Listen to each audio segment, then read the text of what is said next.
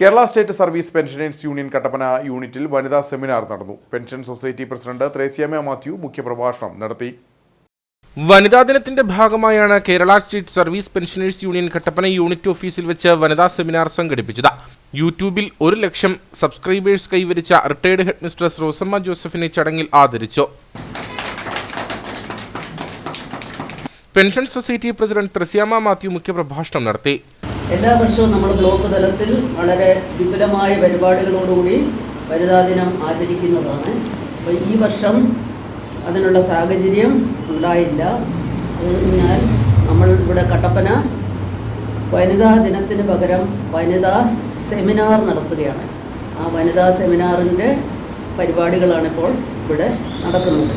അപ്പോൾ വനിതാ ദിനത്തോടനുബന്ധിച്ച് തന്നെ നമ്മൾ കൂടുതലും ചിന്തിക്കുന്നത് വനിതകളുടെ ഉന്നമനം, വനിതകളുടെ ക്ഷേമം, വനിതകളുടെ പ്രശ്നങ്ങൾ ഇവയെക്കുറിച്ചെല്ലാം ചർച്ച ചെയ്യുന്നതിനാണ് എല്ലാ വർഷവും നമ്മൾ വനിതാ ദിനം ആചരിക്കുന്നത്. അതായത് നമ്മൾ വനിതകൾക്ക് വേണ്ടി ഒരു ദിനം, അതാണ് വനിതാ ദിനം എന്ന് പറയുന്നത്. വനിതാവേദി കൺവീനർ ഉഷാകുമാരി വി.കെ. സെമിനാർ നയിച്ചു. KSSP ബ്ലോക്ക് സമ്മേളനത്തിന്റെ ഭാഗമായി നടത്തിയ ലേഖന മത്സരത്തിൽ വിജയിച്ച മറിയക്കുട്ടി KAയ്ക്ക് സമ്മാനം നൽകി. KSSP സംസ്ഥാന കൗൺസിൽ അംഗം Sasidharan KK, PD Thomas, TK Vasu, KV Viswanathan തുടങ്ങിയവർ സംസാരിച്ചു.